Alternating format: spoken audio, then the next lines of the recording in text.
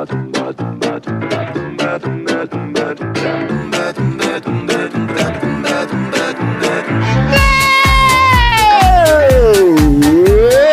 muito bem-vindos, cinéfilos de sofá! Peguem a sua pipoca de micro-ondas e vamos a mais uma sessão aleatória. Neste podcast, a gente sorteia um filme e debate temas inusitados repletos de cabeçada, cerveja quente e cabelo encebado. Eu sou o Sir Tonzeira, afinal, este é um filme em inglês e estou jogando em casa. Isso. E Marina? Eu? Qual foi a coisa mais foda que a sua mãe já fez? Eu! Nossa. André, ladrão que rouba ladrão tem 100 anos de prisão, de perdão, de pensão. Como que é essa aí? Pô, ladrão que rouba ladrão, pra começo de conversa é antiético, eu acho. Você não vai sacanear um colega de profissão, então... Tem que ter consciência de classe. É isso aí. Exatamente, já questionaria a ética desse segundo ladrão aí. Porque o primeiro, ele tá fazendo, né, o que tem que fazer. Ladrão é ladrão mesmo. Agora, roubar ladrão é foda, né? Não aprovo. Tá bom. Dudu, Diga. você tem uma dívida gigante com um mafioso e tem a oportunidade de escolher um jogo valendo dinheiro pra tentar pagar a dívida. Que jogo que você vai jogar? Eu sou bom no buraco. Olha aí. Então você vai pra mesa de buraco high stakes. Dá pra tentar. Maravilha. Tom, Pode falar. quem você gostaria de enfrentar em uma mesa de pôquer? Puta, essa é muito boa. Jogador Bruno Henrique. Ele é o garoto que não tem expressão. Mas aí é mais difícil você jogar com ele. Seria desafiador. Então, mas eu só jogo no hard. Ah, você quer jogar olha com o aí, cara que... Tom. Entendi. Então é isso. Vamos dar tiro com 2 espingardas muito velhas na pipoca. Coitado da pipoca.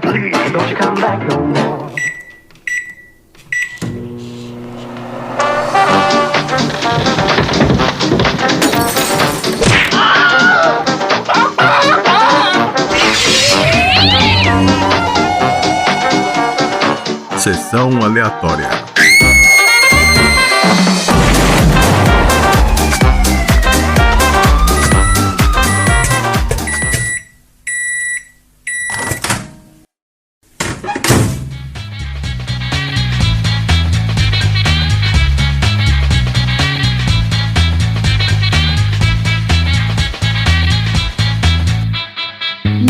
Muito bem, começando mais um episódio do Sessão Aleatória, o podcast mais apostador da baixa podosfera. Esse é o podcast preferido da galera que tá endividada com a máfia e tem que bolar um assalto mirabolante pra conseguir pagar. Porque aqui no Sessão Aleatória a gente já conversou sobre os rolos da máfia, né? A gente falou no nosso episódio 19 do Poderoso Chefão, falando lá sobre várias histórias de mafiosos e tal, que inclusive, né, influenciaram o filme.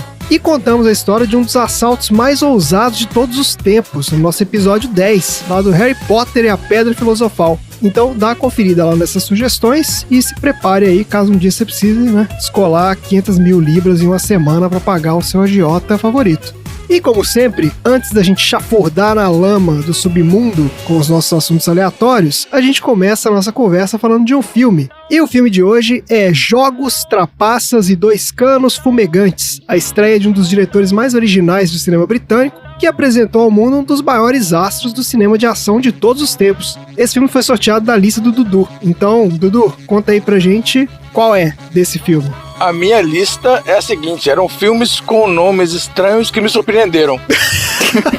Nomes estranhos? O nome não me pegou, mas os filmes eram bons. O nome meio que te desanimou de ver o filme, foi isso? Não, o nome não é atrativo, entendeu? Você vai assistir um filme com um nome desse tamanho, não é legal. É, muito grande, nome grande não dá. Então, olha só, essa lista estava Os Santos Justiceiros, que é com o Willem Dafoe, que é um filme muito bom. Não sei qual é. Várias vezes eu te falei desse filme já. Tem um que chama I See You, A Espreita do Mal. É um filme muito bom também, que não é terror, tá no Netflix. Recomendo. Suspense. E O Brilho Eterno de Uma Mente Sem Lembranças, que é com Jim Carrey e também é muito bom. Ah, esse é filmaço. Porque nós já falamos sobre isso. Tem a Kate Winslet e a Kate Winslet não erra na escolha do filme onde ela vai trampar. Mas tem o Jim Carrey. O Jim Carrey erra um bocado. Fica no limite ali. Beleza então, gente. Bora então falar do filme. Jogos, Trapaças e Dois Canos Fumegantes é um filme de 1998 dirigido pelo Guy Ritchie. com o roteiro do próprio Guy Ritchie. Esse foi o primeiro filme desse cara, que depois ele viria a dirigir vários filmes de sucesso, começando já com o filme seguinte dele, que foi o Snatch, Porcos e Diamantes, em 2000. Muito bom também. Muito bom, é melhor, né, inclusive. É, uma versão melhorada desse aí, porque ele tinha mais grana, né, pra fazer, mais recurso. Mas o Snatch é a mesma pegada, se você gostou desse, você vai gostar do outro também. Depois ele fez, Revolver, em 2005, Rock'n'Rolla, A Grande Roubada, 2008. Esses aí são todos essa mesma pegada. O Rock'n'Rolla, ele é meio chato, eu não gostei. É uma grande roubada, né? Grande roubada. Depois ele entrou no esquemão de Hollywood, Ele foi dirigir os 2 Sherlock Holmes com o Robert Downey Jr., o primeiro em 2009 e o segundo em 2011. Depois ele dirigiu o Rei Arthur, A Lenda da Espada, 2017. Não, muito ruim. Esse eu não vi. E o Aladdin Live Action, de 2019, que inclusive diz que ele já tá trabalhando no Aladdin 2 também. Já vai ter uma continuação aí, Tem a continuação do Aladdin 2, mas assim como todos os filmes da Disney, o 2, male as pessoas sabem que existe. Não funciona. O Aladdin 2 é o Retorno de Jafar, é o nome do filme. Bom, então voltando pra esse filme aqui, o filme estrela o Nick Moran como o Ed, o Jason Fleming como o Tom. Beijo, Tom! Olha aí o Tom. Meu Deus do céu. O Dexter Fletcher como Soap e o nosso querido Jason Statham como Bacon, que é o único cara que a gente conhece dessa lista aqui, né? Porque o resto aqui... Mas que era desconhecido na época. Exato, e a gente vai falar mais nisso. E esse filme ainda tem a participação do Sting, que é o JD, que é o pai do Ed lá, faz uma participaçãozinha. O Nick Moran, o Dexter Fletcher e o Jason Fleming, esses caras eram atores já experientes, mas não eram muito conhecidos, né? Eles tinham feito algumas coisas no teatro e no cinema, não é nada muito relevante. E depois também tiveram a carreira discreta. Eu dei uma procurada aqui no que eles andaram fazendo.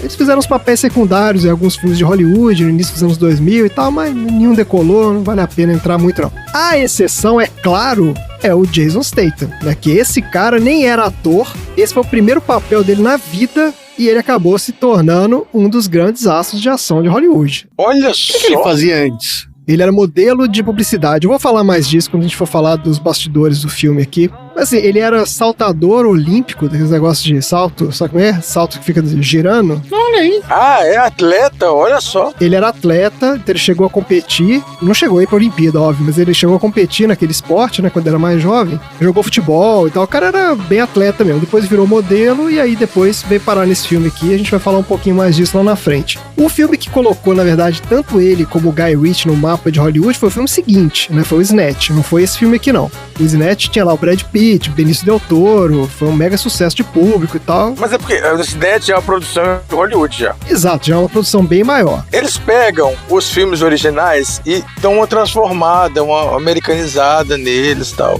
Mas esse Jason Statham, esse cara trabalha, viu? Porque eu tava olhando a biografia dele, é inacreditável, cara. É tipo 3, 4 filmes por ano. Os mais conhecidos são o Carga Explosiva, teve 3 filmes no início dos anos 2000. Carga Explosiva é um que ele tem um negócio no sangue que ele... Não, esse é o Adrenalina. Mas é com ele também, não é? É com ele também, é a mesma coisa. O Carga Explosiva, ele é um entregador de coisas perigosas, assim, tipo, ele não pergunta o que é e os caras entregam e falam assim, você tem que levar isso aqui em tal lugar, e aí os caras vão tentando pegar ele no meio do caminho e tal. Ah, tá bom. O Adrenalina é o seguinte, é a mesma coisa, só que ele, na verdade, ele é um policial, um negócio assim, e aí os caras envenenam ele, e pra ele se manter vivo, ele tem que manter a produção de adrenalina constante, então ele não pode parar, entendeu? Ele tem que estar em ação o tempo todo.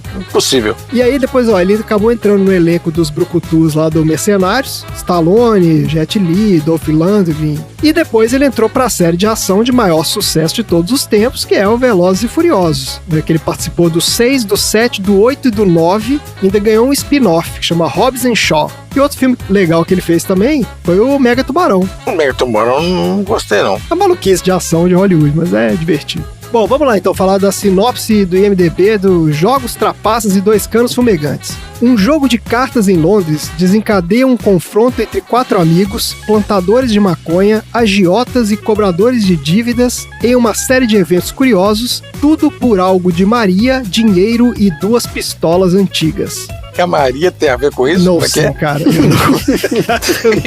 Tava indo tão bem, né? No finalzinho eles tropeçou na Maria. Vou fazer minha sinopse aqui. que não tem nada de Maria na história. O Ed, o Tom, o Soap e o Bacon são amigos que vivem numa vizinhança barra pesada de Londres e ganham a vida fazendo Maracutaia. maracutaia, vendendo mercadoria de origem duvidosa, né? Aquele negócio nas ruas da cidade e tal. Só o cozinheiro que era certinho. Só o cozinheiro, né? Que é o Soap. Só que o Ed é um exímio jogador de pôquer. Ele convence a galera a juntar 100 mil libras, 25 mil libras de cada um, pra ele entrar num jogo de apostas elevadas lá, um high stakes, que é organizado por um mafioso local lá, que é o Harry Hatch. Daí os caras juntam a grana e o Ed entra no jogo, só que o jogo era armado, e por isso o Harry, que é o mafioso, acaba ganhando a mesa, e não só o Ed perde toda a grana da galera, como ele ainda sai com a dívida de 500 mil libras. E aí, desesperado para conseguir a grana para pagar a dívida, o Ed acaba escutando o plano dos vizinhos dele, que são a quadrilha de ladrões liderados por um cara chamado The Dog. Os caras queriam roubar uns produtores de maconha que estavam cheios de grana e droga, né? Daí ele e os amigos dele, então o Ed com a galera dele, bolam um plano de roubar os caras que estavam indo roubar a grana dos maconheiros lá. Exatamente. Só que a coisa se complica ainda mais, porque o Ed e os amigos dele vão comprar umas armas pro assalto e compram de um contrabandista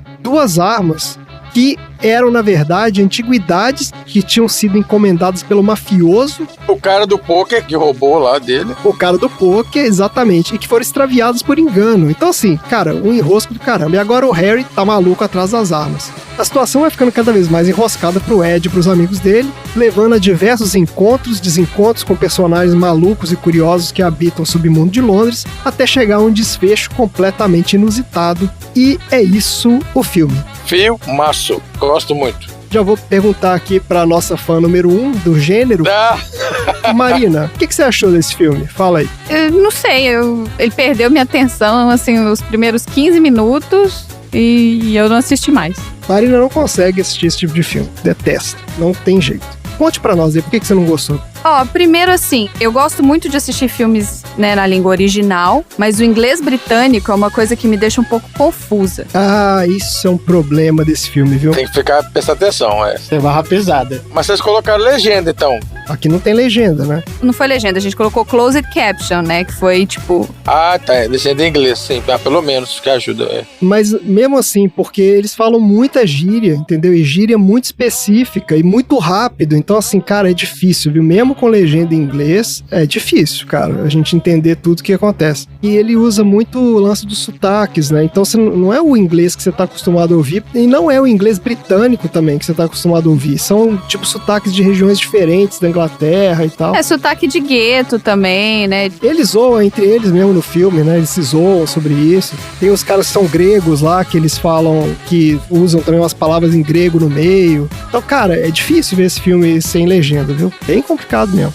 E a história, pra mim, é uma história besta, entendeu? Trapalhões. Aí você vira e fala assim, ah, não, beleza, eles vão roubar o vizinho. Aí pega a arma, aí você fala, ah, não, peraí. Aí eles vão pegar a arma, que é do cara, aí começa a embolar, mas mostrando que mesmo embolando a história toda, é a mesma patotinha. Que um que roubou a droga do outro, que vendeu pro cara, que na verdade era o dono da droga, que não sei o quê. Isso. É de uma região ali específica. Os bandidos da região ali, a galera que trabalhava ali naquela área. Sim, é um filme que eu não pararia pra assistir, é uma história besta. Aí eu virei pro André e falei assim, eu não tô entendendo nada do filme. Ele, o que você não entendeu? Eu falei assim, esse cara pegou o dinheiro de todo mundo e foi jogar pôquer, ele perdeu no pôquer, e é isso, a gente tava, tipo, mais de 1 hora de filme já. Aí ele, ah, é isso. Aí bolou um plano pra conseguir a grana rápida. O pai dele não perdeu o bar, o mafioso estava afim do bar. Ele fez isso pra conseguir o bar.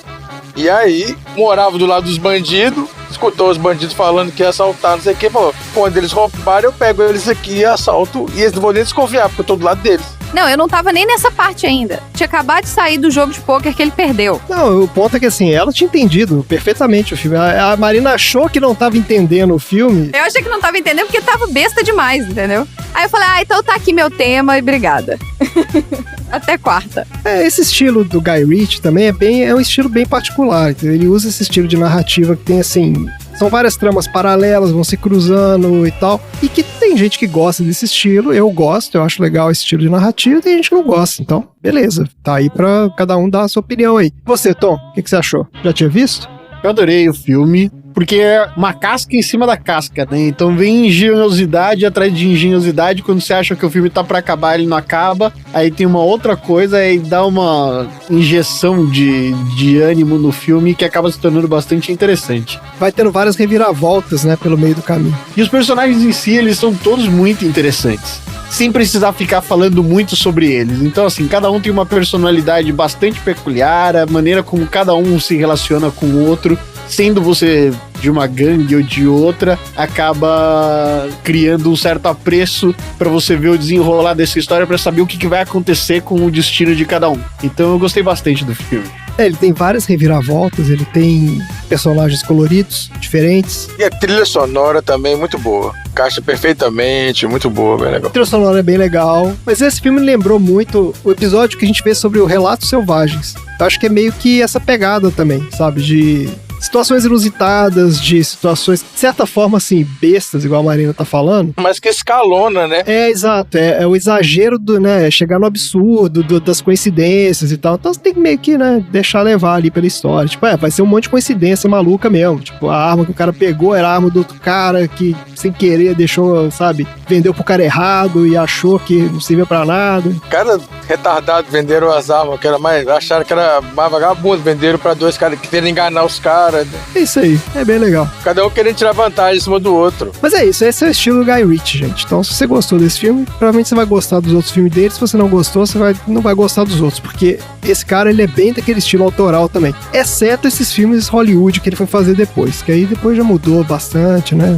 O Aladdin certamente tem nada a ver com isso aqui, né? É porque assim, depois que ele fez o Snatch, ele tentou manter a mesma vibe, aí ficou repetitiva. Depois que ele fez uma vez, ficou legal. A segunda ficou legal. A terceira já a terceira já não deu. Mas vai ter um filme novo dele aí com o Jason Statham também. Eu não tô com o nome dele aqui agora. Bom, bora falar então das histórias da produção desse negócio aqui? Você tá esperando eu responder bora? Eu quero, tem que responder, bora. Bora! Aí, muito obrigado.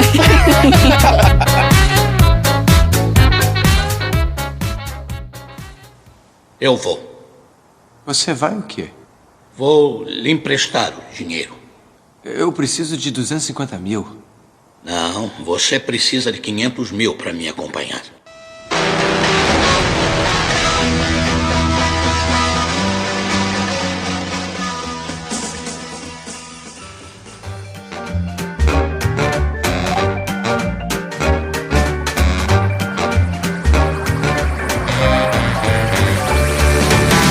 Vamos falar de história de produção pra gente descobrir como é que apareceu esse filme aqui. Antes desse filme, o Guy Ritchie, ele só tinha feito um filme que na verdade foi um curta de 20 minutos, chamava The Hard Case, 95. E depois desse curta, ele começou a escrever esse roteiro, né, dos Jogos Trapaças, que começou como uma comédia policial, era um troço meio despretensioso, mas ele acabou tomando corpo e o Guy Ritchie falou, legal, eu acho que eu vou ter um filme aqui na mão, vou querer fazer isso aqui. Só que ele não tinha nenhum contato no meio cinematográfico, então ia ser difícil tirar essa história do papel, né? Daí ele pediu ajuda pro pai dele. O pai dele era um executivo de publicidade. Então ele falou, pai, me dá uma força aqui, quem que você conhece que pode me ajudar, não sei o quê. Através do pai dele, ele chegou num cara que era o dono do Hard Rock Café. E esse cara que era o dono do Hard Rock Café leu o roteiro e tal e gostou, e aí apresentou ao Guy Ritchie uma produtora de Hollywood chamada Trudy Styler. Essa Trudy Styler era uma produtora e atriz e tal, e era uma pessoa influente em Hollywood. Daí ela pegou o roteiro desse filme e, na verdade, ela achou o roteiro meio merda. Só que ela gostou da história, ela achou interessante. Ela falou, eu acho que dá pra sair alguma coisa aqui. E ela chamou, então, o Guy Ritchie pra conversar com ela pra ver, quanto é que você quer pra fazer esse filme aqui, né? Mas que o Guy Ritchie chegou lá pra falar com ela, ele tinha feito lá uma estimativa de orçamento e pediu 20 milhões de libras pra fazer o filme. Aí a Trudy falou o seguinte, tá bom, meu filho, agora você senta ali, você faz esse cálculo de novo e você faz uma proposta aqui que faz sentido. No menor sentido botar 20 milhões de libras na sua mão, não sei nem seu nome. Daí ele voltou pra mesinha lá e tal, refez a projeção de gastos e voltou e falou assim, não, dá pra fazer por 800 mil libras, que é 1 milhão e 300 mil dólares. É tipo aqueles vendedores de feira da Turquia, sabe como é? Que a gente vê no YouTube, que o cara começa vendendo... Ele deu um chute, né? Ele falou assim, vou chutar lá, vai que cola, né? Vai que cola, exatamente. Pediu qualquer número lá que veio da cabeça dele, mas aí, beleza, esses 800 mil libras ela topou. Falou, tá bom, então 800 mil libras é o equivalente mais ou menos a 1 milhão e 300 mil dólares. Esse foi o orçamento orçamento do filme. Só que é um orçamento modesto, né? Então o Guy Ritchie decidiu juntar alguns atores mais experientes com os caras iniciantes, pra dar uma folga pro orçamento, né? Porque, tipo, ele realmente não ia poder bancar ator famoso pra esse filme.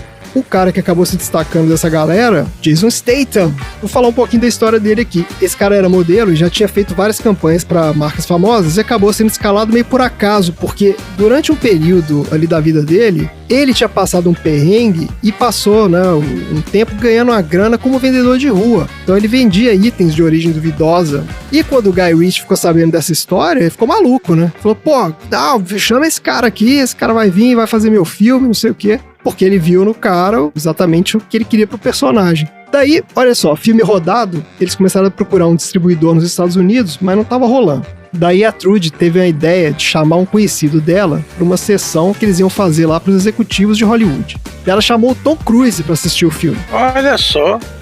Foi uma daquelas... Como é que fala isso? Uma sessão de exibição do filme, né? Pré-exibição, sei lá como é que chama isso. Premiere. Não era Premiere, porque era uma coisa pros executivos de Hollywood, entendeu? Eles queriam vender a ideia de, pô, vocês têm que bancar pra trazer esse filme pra cá. E os caras estavam tudo lá mexendo no celular, contando piada, ninguém meio que cagando pro filme. E disse que na hora que o Tom Cruise entrou na sala, todo mundo, pô, guardou o celular, ficou quietinho e tal, começaram a prestar atenção no filme. E quando acabou o filme, o Tom Cruise levantou e falou assim, gente, esse aqui é o melhor filme que eu vi nos últimos anos. E vocês têm que trazer esse filme para os Estados Unidos, esse filme vai ser um sucesso. Eu imagino que ele deve ter falado isso pulando na cadeira, fazendo aquelas loucuras de Tom Cruise que ele faz, né? E aí, dito e feito, os caras toparam comprar o filme. Olha como é que é fácil influenciar executivo de Hollywood. Você botou um cara que banca. Só que o filme acabou que não fez muito sucesso nos Estados Unidos, não. Ele foi um fenômeno mesmo no Reino Unido. Então, do orçamento lá de $1.300.000, o filme fez 28 milhões.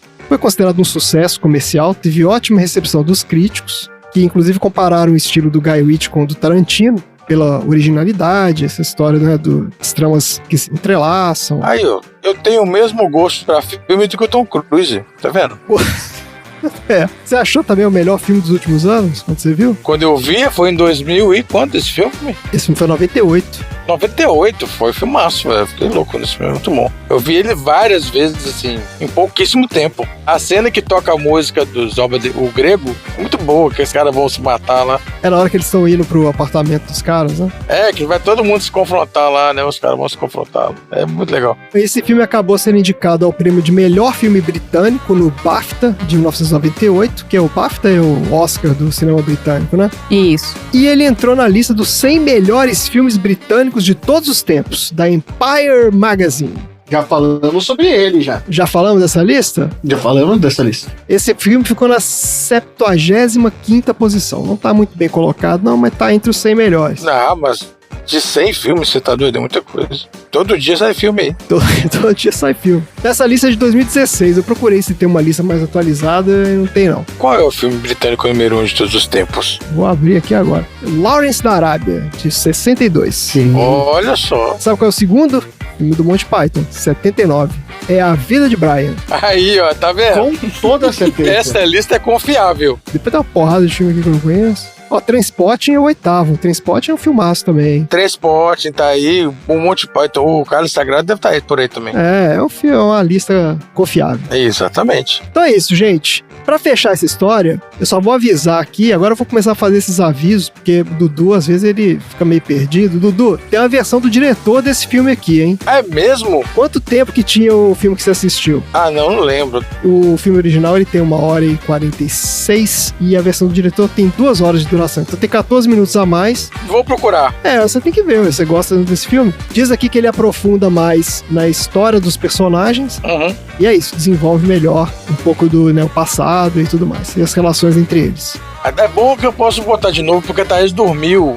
Aí ela quer ver de novo, eu vou procurar a versão do diretor, então. Isso, procura a versão do diretor. Se algum dos aleatórios aí tiver assistido a versão do diretor, manda pra gente aí sua opinião sobre o filme e a gente vai ler aqui, porque só o Dudu vai ver essa versão do diretor aí. É isso, gente. Bora então pro troféu aleatório?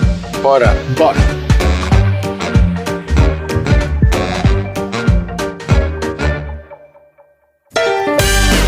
Troféu aleatório.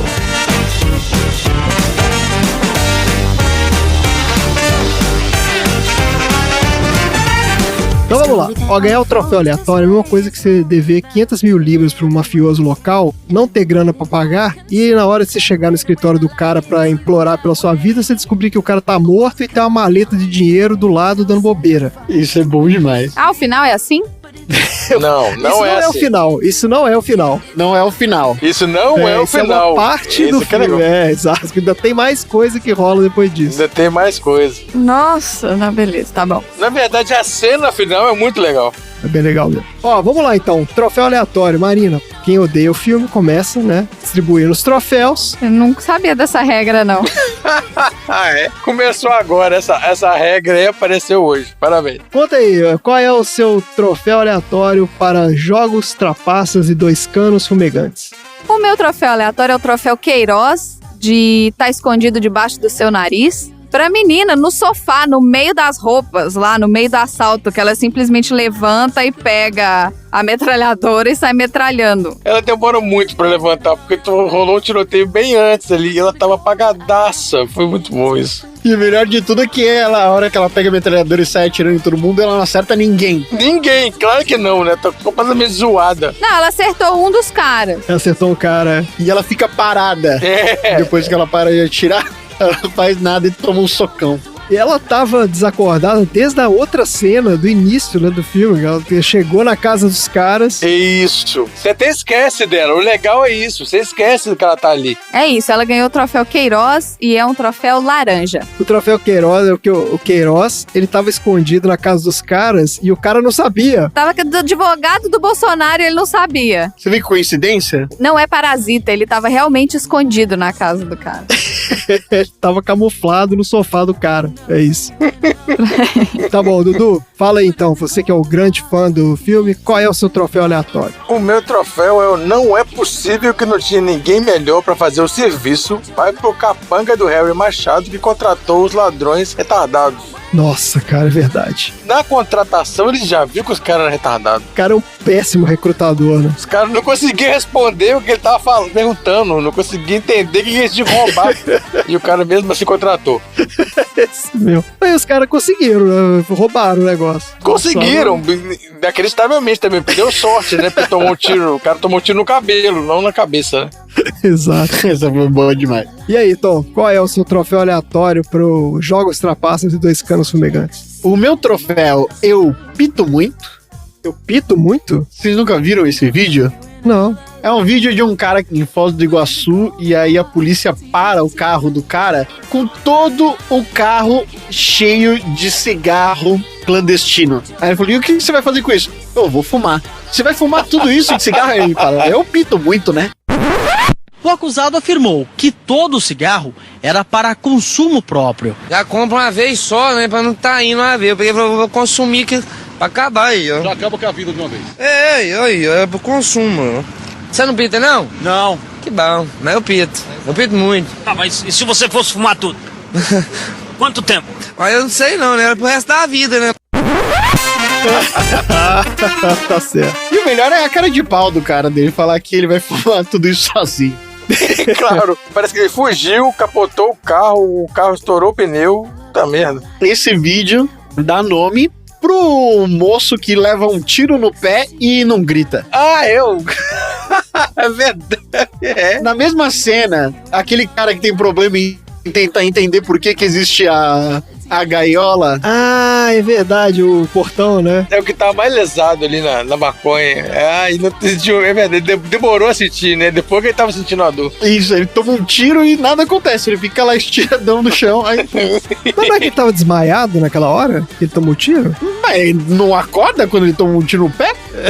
Eu não sei, cara. Bom, beleza, então eu vou dar o meu troféu aqui, que é o troféu Corra que a Polícia Vem Aí, de incompetência e investigação policial, que vai pra Polícia de Londres. Porque no final do filme, o cara lá, né, o Ed, eles estão sentados no bar, e ele fala assim, pô, a única coisa que ligava a gente, né, eles, no caso, ao caso da morte do mafioso, eram as 2 armas. E aí rola aquele confusão toda, o último plot twist lá do filme, que eu não vou contar, porque é sacanagem, mas... Agora eu fiquei pensando, como assim só as armas ligam ele ao crime? Porque e aquele massacre que teve no apartamento deles? Que tinha, sei lá, 10 lado, cadáveres, né? Exato, do lado. Mas olha só, lembra que ele tinha acabado de alugar? Então talvez eles Desse um jeito de... A polícia não ocorreu. Ninguém procurar saber quem é que será que aluga esse apartamento aqui. Que morreu 10 caras e 1 milhão de tiros. Ninguém. Mas se eles tirassem aquele equipamento deles todo ali, era simplesmente, meu vizinho começou a dar tiro aqui, eu saí correndo. Tá bom. Eu acho que a galera tava muito doida. Fumaram a ganja lá dos nerdinhos todos lá. Não é possível, cara. Tá ótimo, gente. Beleza. Então essa é a nossa premiação maravilhosa aqui. Os troféus serão entregues por leões de chácara mal encarados para os nossos ganhadores. E temos recados hoje? Temos. Sempre tem. Sempre tem recado, sempre tem. Ouvinte, qual que é o recado? O ouvinte sabe qual que é o recado. O ouvinte sabe, mas sabe por quê? Tem um ouvinte novo, que é um cara que nunca ouviu o recado antes. E esse cara agora tá meio perdido. Mesmo? Ui, o que você tá fazendo aqui, bem? De onde você veio? Manda pra gente um e-mail pra contar quem é você que começou a ouvir por esse filme específico. Isso. A gente tem e-mail? A gente tem e-mail, tá aqui no post do episódio, tem lá o e-mail do podcast. Alguém já viu esse e-mail pra ver se tem alguma coisa lá? Não, Não tem?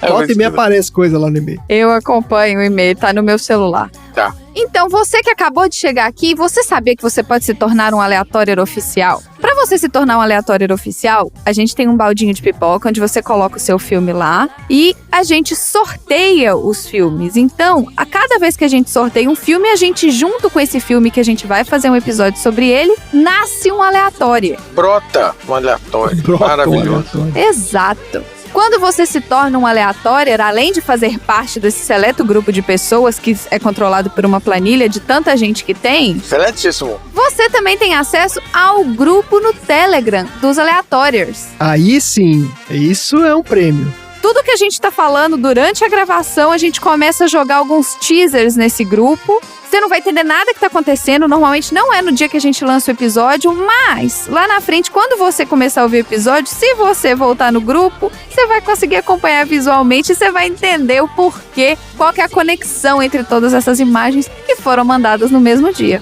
É isso. Inclusive o Dudu colocou no grupo do Telegram aqui a foto do cara do cigarro. É bom demais. Meu Deus, gente.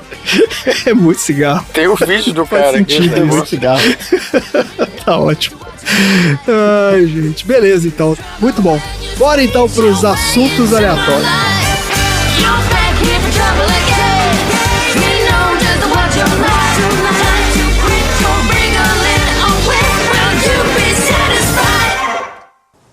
Eu vou. Você vai o quê? Vou lhe emprestar o dinheiro. Eu preciso de 250 mil. Não, você precisa de 500 mil para me acompanhar.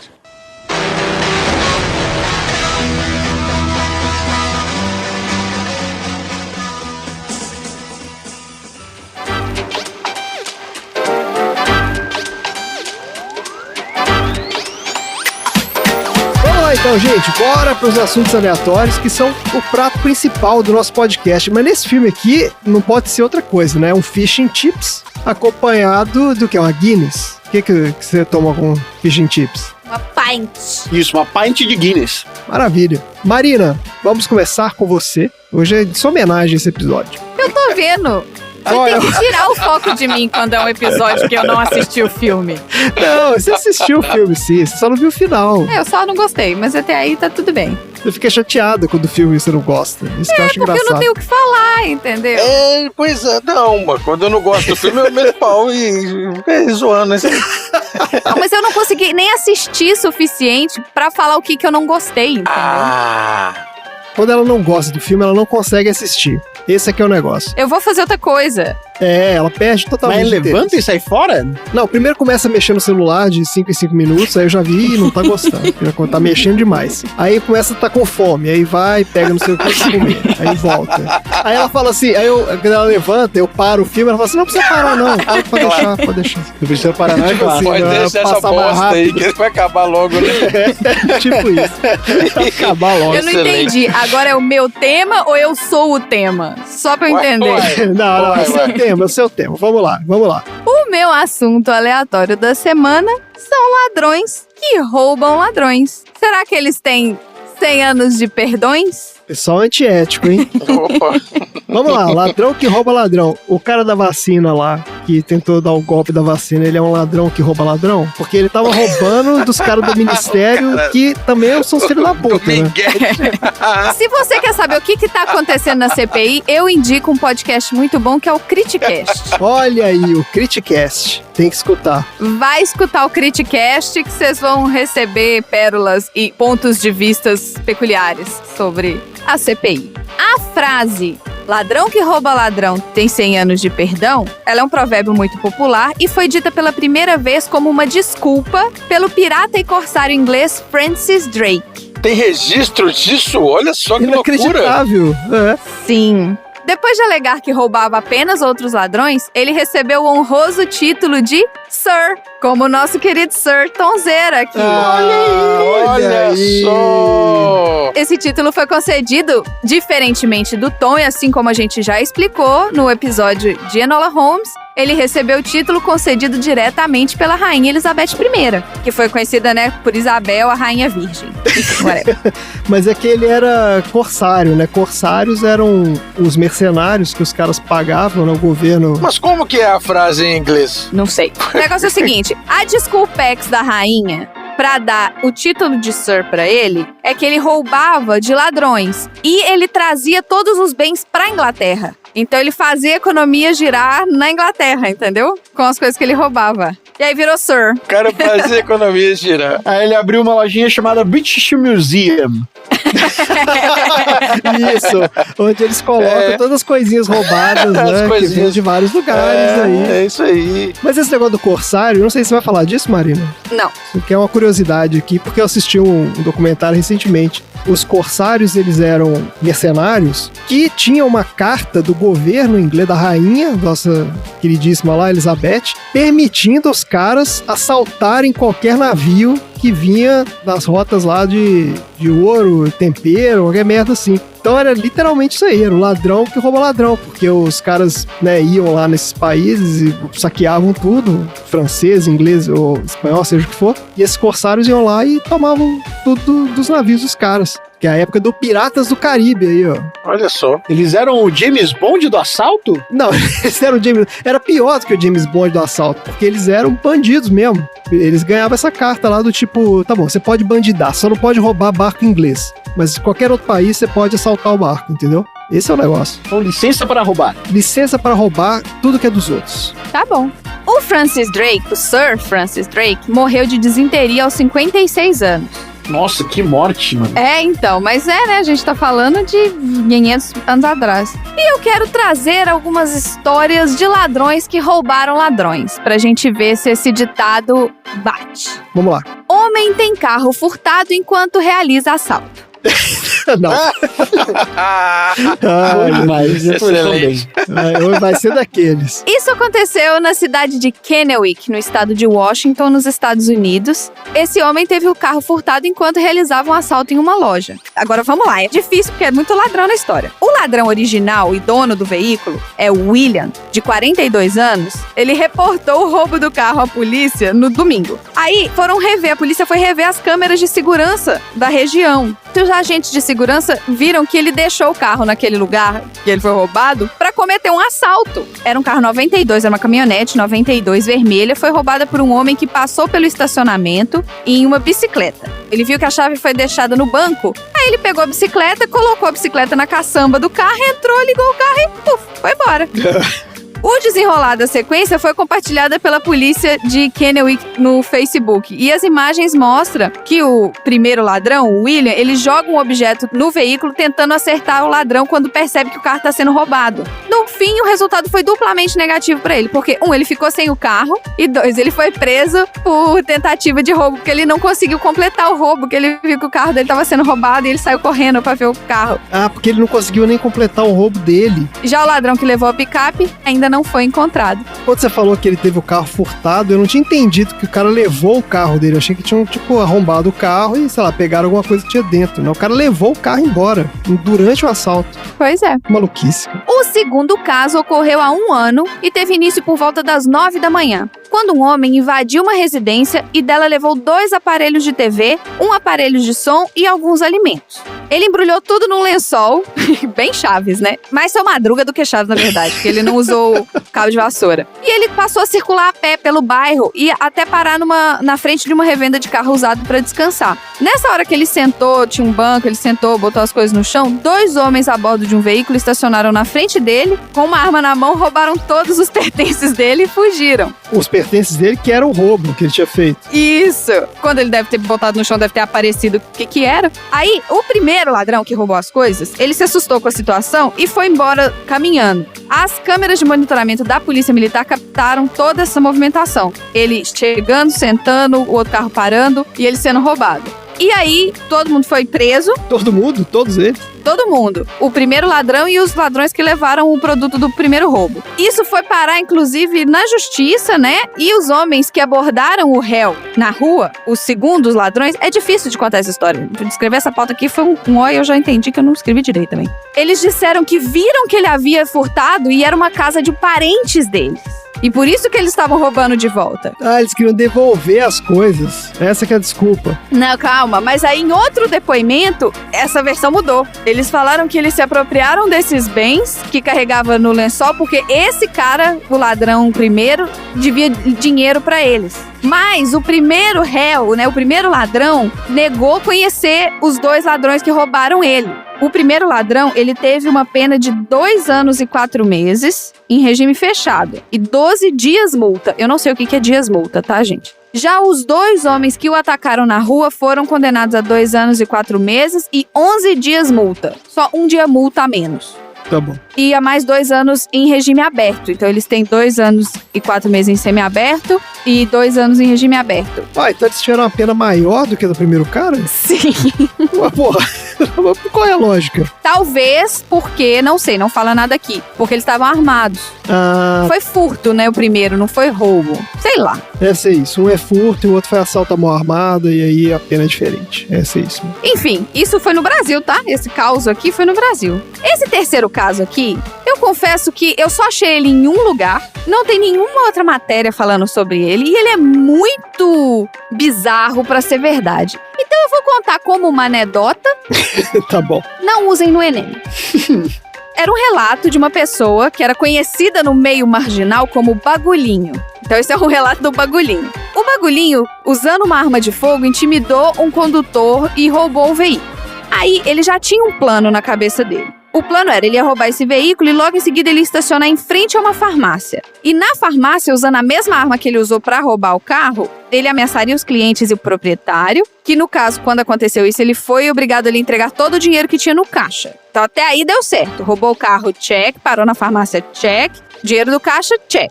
Tá bom. Só que o veículo estava estacionado de forma irregular.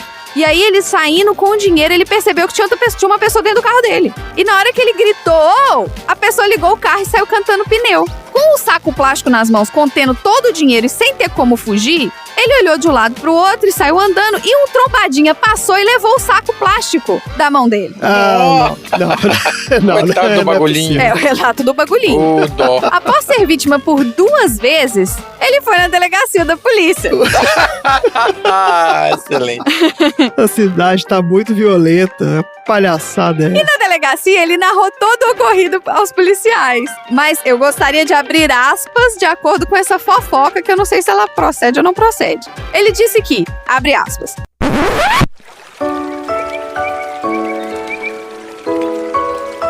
o mundo do crime tem suas regras, que não são escritas como as do mundo que leva a vida certa, mas elas são éticas.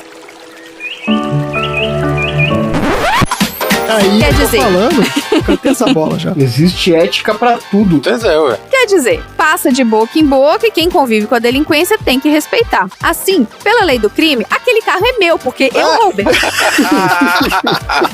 E o dinheiro é meu porque também representa o fruto do meu trabalho. Além do que eu devo confessar agora, a arma eu também roubei para poder praticar os crimes. Mas foi só para cuidar da minha própria segurança. Vai que a vítima reage. Se nenhuma providência for tomada, a malandragem vai tomar conta da cidade, e aí não vai prevalecer mais a lei da bandidagem, que é aquela que entre nós, operadores da área, obedecemos, torna importante para o convívio harmônico. E deixo de antemão avisado que vou investigar para descobrir os responsáveis pelo furto do meu carro e do meu dinheiro. Olha aí, cara. E eles certamente serão penalizados pelo código da rua. O cara ficou bravo, hein? Ficou pistola. Ficou putaço. E fez uma defesa eloquente aí também, de toda essa ética dos bandidos, né? Então, tinha vários erros de concordância, isso aqui. Eu meio que reescrevi o texto, mas a ideia é essa. Ah, tá, você fez um... Entendi. É bem que o texto tava muito bem escrito mesmo. Eu falei, pô, o cara tá... Não, é porque eu não tava conseguindo... Eu tentei ler em voz alta, mas eu não tava conseguindo ler com quantidade de erro, entendeu? Então eu consertei pra ficar... Tá ótimo, é muito bem argumentado. E aí? Ladrão que rouba ladrão tem 100 anos de quê? Eu vou. Você vai o quê? Vou lhe emprestar o dinheiro. Eu preciso de 250 mil. Não, você precisa de 500 mil para me acompanhar.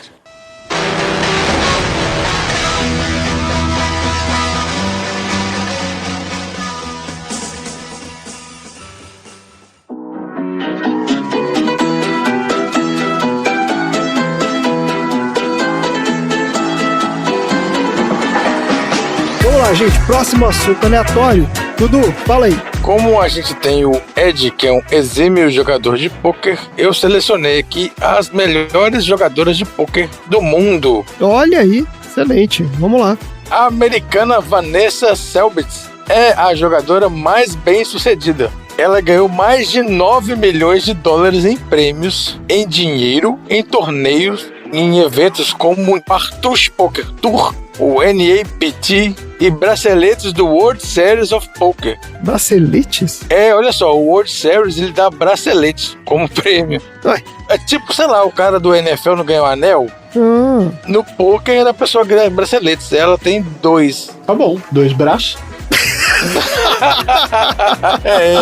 É verdade. É bom que um não fica solitário, né? Os dois, um faz companhia pro outro, né? Ia ficar esquisito, né? Tem que usar 2. Estou sempre preocupado aí com a moda e com o senso fashion das pessoas. Em 2013, ela ganhou o título do 25 mil dólares PCA High Roller e o prêmio de primeiro lugar de 1 milhão e 400 mil. Você entra com 25 mil e sai com 1 milhão e 400. Ah, você entra com 25? Você tem que ter 25 mil pra você jogar? Você tem que ter 25 mil, igual lá no filme, ué. Putz, é a mesa do cara lá, do mafioso, pô. PCA High Roller, né? Qualquer um que entra não, brother. Caraca, bicho. Mas ela deve ter patrocinador, né? Não deve ser o dinheiro dela. É patrocinador. É porque é um esporte, né? Diz o Léo que esporte tem que suar, não sei o que, esforço e tal, mas poker é um esporte. Quando você vê seu dinheiro indo embora, você começa a suar também, né não? É verdade. Isso, é verdade. Ela também ganhou o Super High Roller, só que ela não ficou em primeiro lugar, ela ficou em terceiro lugar com 760 mil. E 6 dias depois, ela ficou em terceiro lugar no PCA de novo e ganhou 607 mil. Mas esses prêmios todos aí que ela ganha, é tudo... vai pro bolso dela mesmo? É dinheiro, cash? No poker você entra com uma grana, todo mundo do campeonato entra com a grana, e aí essa grana vai se acumulando, e essa grana vai pros últimos prêmios, né? O terceiro, o segundo e o primeiro. Entendi. Você faz um potão lá de dinheiro. O que mais? A Jennifer Harman foi a primeira jogadora a ganhar 2 braceletes de ouro no Mundial. Vou fazer uma pergunta idiota, completamente imbecil, porque eu realmente não sei. Esses jogos de pôquer, eles também são divididos por gênero? Tipo, tem jogo pra homem e pra mulher ou não? Joga todo mundo junto? Não é dividido não. Todo mundo junto. Não tem porquê de dividir. Merece destaque, porque ela nunca tinha jogado esse tipo de jogo, o Limit Hold'em. Era um tipo diferente que ela não jogava, aí ela ganhou. Ah, sorte de principiante, chama isso. Ela só jogava pôquer, né? Não esse estilo. Como é que ela chama? Jennifer Harman. Ela já é uma jogadora regular numa sala em Las Vegas. Na sala Bob, no Bellagio. Aí se você quiser, se for pra Las Vegas, se você quiser jogar lá, você joga nessa mesa com ela? Ela, tipo assim, ela fica famosa, aí o hotel patrocina pra ela ficar lá. Ah, tá. Ela vira um evento do hotel. Num bom ano que ela teve, ela lucrou $1 milhão jogando 4 noites por semana no Bellagio. Tipo emprego mesmo. Tá ótimo. Gostei desse emprego. Tá muito bom. O que mais? A Kate Liebert tem se destacado desde 94. Ela já é uma veterana. Ela costuma jogar nos principais torneios de pôquer, acumulou quase 6 milhões em prêmios de dinheiro e muitas das vitórias aconteceram na primeira década do milênio, dos anos 2000. uma das 3 mulheres a vencer um evento aberto nesse ano. Você entra com $1.500. Isso aí é a galera mais pobrinha. Não, entra muita gente, tá? E aí no final que vai afunilando, né? Os melhores. Isso é transmitido, acho que a ESPN transmite. É transmitido, cara, eu já assisti, eu já vi partida de pôquer, é legal. Tem um monte de mesinha, começa com milhares de mesas, uma galera jogando, e aí vai afunilando, os caras vão narrando. E é legal porque eles te mostram as cartas dos caras e eles vão calculando o percentual, né, de chance que eles têm de ganhar e tal. Isso! E o cara tem que mostrar, o cara é obrigado a mostrar a carta pra câmera, entendeu? Não é no caso do filme, que ele não sabia que tinha câmera, né? Então, No caso do filme, ele mostrou pra câmera, mas não sabia. isso deu mal. Olha só, a Anette Oberstrad, norueguesa, ficou famosa porque ela é a jogadora mais jovem a ganhar um bracelete. E também em 2007, na série de pôquer europeia, ela ganhou 1 milhão de libras. Um dia antes do seu aniversário de 19 anos. Nossa, Puta esse merda, aniversário deve ter sido uma festa, meu amigo. Aqui, eu tenho um amigo que joga nesses negócios. Teve uma vez que ele ganhou tipo 20 e tantos mil. Que isso? E uma outra que ele ganhou 15 mil. Ele joga online e participa de torneios também, presenciais. Agora não, porque é epidemia. Eu tava na casa dele uma vez, ele abre tipo 4, 5 mesas online e vai jogando simultaneamente, cara. Tá doido, cara. É, o cara é profissional. Fez curso e tal, ele é profissional. Ele comprou um apartamento com pôquer. Porra, cara. Então aí, Dudu, você tem que pedir pra ele te ensinar a jogar esse negócio, velho. Pois é, ele mudou de cidade, eu também agora. Mas eu gosto, eu tenho um kitzinho de jogar, já joguei. Tem que investir nisso, cara. Eu já ganhei. Lá em Atibaia, eu jogava com o pessoal lá, os amigos que a gente trabalhava na clínica lá, né? Que a gente jogava. Você entrava com R$7. Aí eu saí com 100 e poucos, assim, né? Porra, cara. Aí sim, hein? Mas assim, uma vez, a gente jogou tipo umas 10 vezes. Aí uma vez você sai com dinheiro, entendeu? E aí você perde nas outras vezes. Mas não é um jogo de azar. Fique claro isso, é um esporte. A sorte é muito pouco, na verdade, do poker. Essa Anette, ela é conhecida como Anette 15, porque ela tinha apenas 15 anos quando ela jogou a primeira vez. Em 4 anos ela fechou 1 milhão de libras, olha que beleza. Porra, isso que é investimento. Segundo ela nunca teve que fazer depósito numa sala e conseguiu jogar ganhando o seu saldo do zero. Então ela começou com 0 e foi jogando em salas free rolls, que chama, né, salas abertas. E aí ela já tem mais de 2.500.000 ganhos em jogos online e quase 4 milhões em eventos ao vivo. Pô, tá muito bom, hein? Parabéns pra ela. Falando um pouquinho das brasileiras, tem a Gabriela Belisário. Ela é mineira, ela foi a primeira mulher campeã no evento principal do Campeonato Brasileiro de Pôquer, BSOP. Você sabe uma coisa que me confunde muito nesse negócio do poker, principalmente no Brasil? Não é proibido jogar com aposta no Brasil? Não, porque é esporte. Pôquer não é proibido. É porque eles não jogam com dinheiro na mesa, eles jogam com as fichinhas. Você paga um valor X pra entrar e você ganha um prêmio Y no final se você ganhar de todo mundo. Ah, tá. Não é considerado jogo de azar. Não. Aí se o cara me dá 4 quatros, Não é truco, Tom. Você vai, você lambe, cola na testa e grita, truco! Olha só, Renata Teixeira. Ah, Ela ficou em segundo lugar no Latin American Poker Tour. olha, essa aí já foi internacional. Ela, além de ganhar $113 mil, ela teve a melhor performance de uma jogadora na história do circuito. No mesmo ano, ela ainda alcançou mais 4 mesas finais no circuito e terminou na segunda colocação no ranking de jogador do ano da Latin Poker.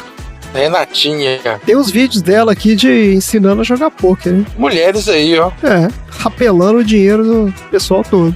Muito bem. Poker é um jogo muito bom, joga em poker. É bem divertido. Cuidado pra não perder o dinheiro. Não, mas a gente joga sempre de outra galera e vai jogar, entendeu? Não jogue com o seu mafioso local.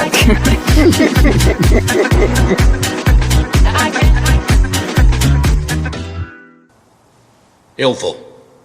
Você vai o quê? Vou lhe emprestar o dinheiro. Eu preciso de 250 mil. Não, você precisa de 500 mil para me acompanhar.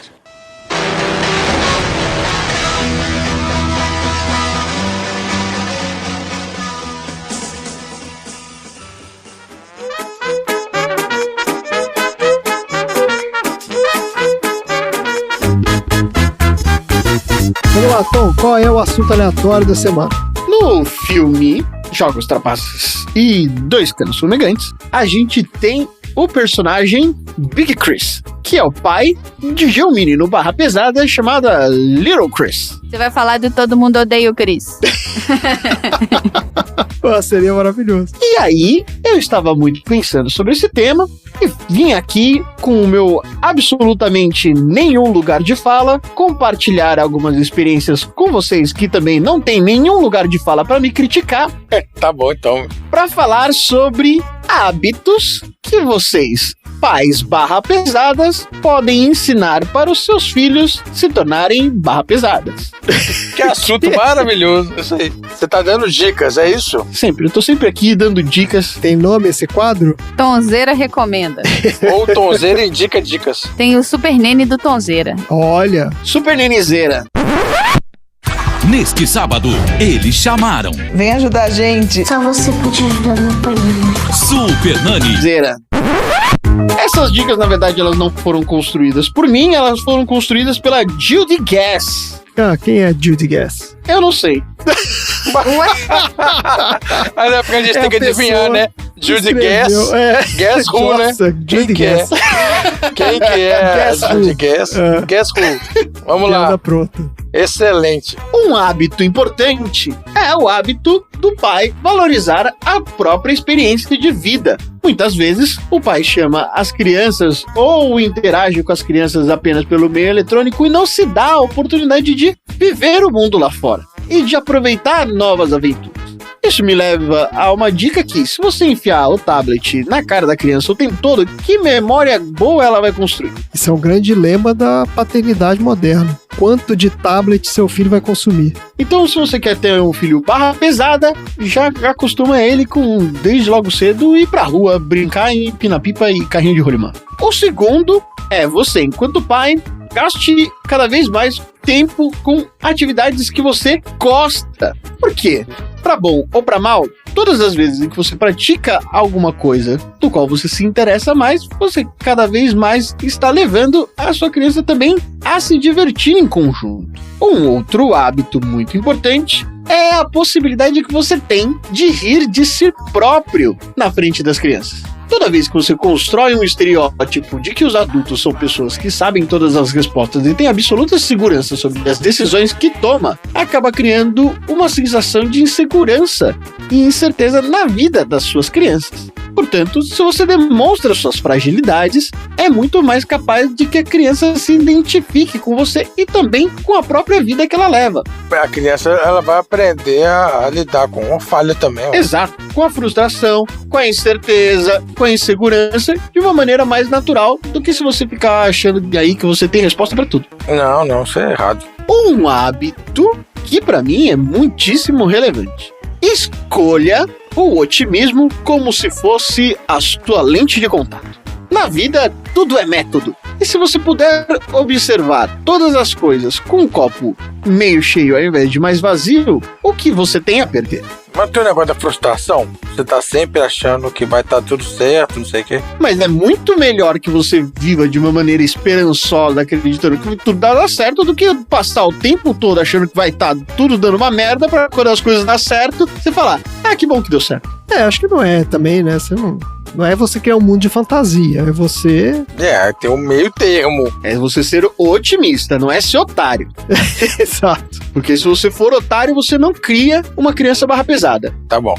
Encare os seus medos sem desculpa. Temos que entender que medo faz parte de um conjunto de sentimentos nossos, mas que medo não é um freio. Assim como os desejos também não é um acelerador. Freios são apenas sentimentos de alerta. Mas cada alerta não significa que não devemos nos mexer e enfrentar os nossos medos. Aliás, não tem como você ser uma criança barra pesada se você é uma criança medrosa.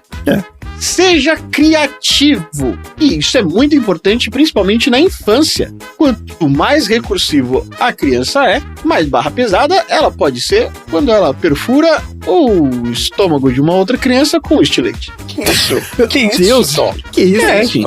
Tem que ser uma criança barra pesada. Não, isso aí não é barra pesada, foi só um delinquente juvenil. Ô, André, só pra gente alinhar a expectativa aqui, se um dia a gente tiver filho, o Tom não vai chegar perto deles não, tá? Não vai, não.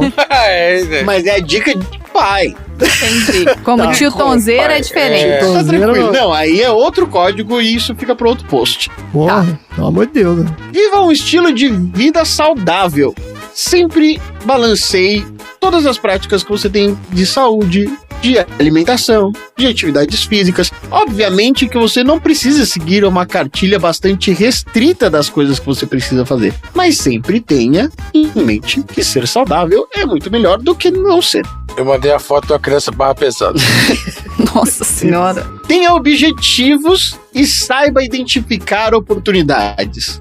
É muito melhor quando o pai consegue educar uma criança para observar tudo aquilo que tem ao seu redor e como a pessoa pode aproveitar aquilo que tem ao seu dispor. Da mesma maneira como é importante você ser recursivo, é importante que, enquanto você está trilhando o seu caminho, enquanto você está vivendo a sua vida, você viva sabendo explorar as brechas e as suas melhores oportunidades do seu próprio desenvolvimento. E por último, uma das coisas mais importantes: dê valor às coisas que você tem. Se o foco da sua vida não está naquilo que você tem, mas sim na coisa que você aspira a ter, é muito mais fácil que você viva uma vida de excessos do que uma vida plena.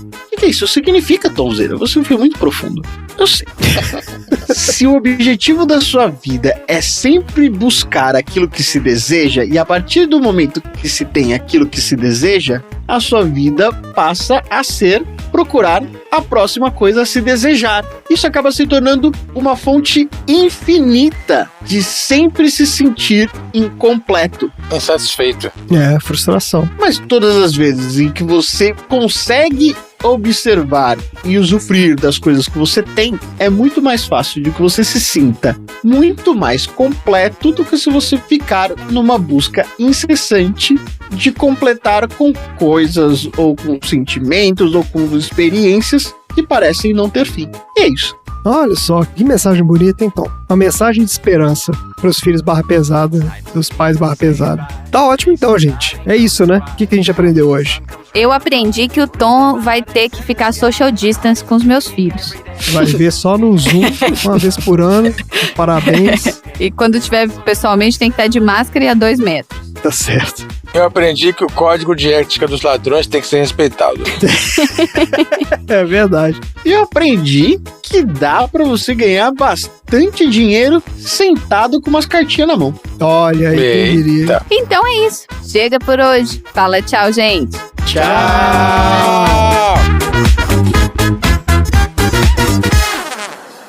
Fim da... Tem pôquer na Olimpíada? Não, né? Não tem, mas É. queremos muito. Podia ter, né? Já Poxa. que é um esporte, vamos botar lá.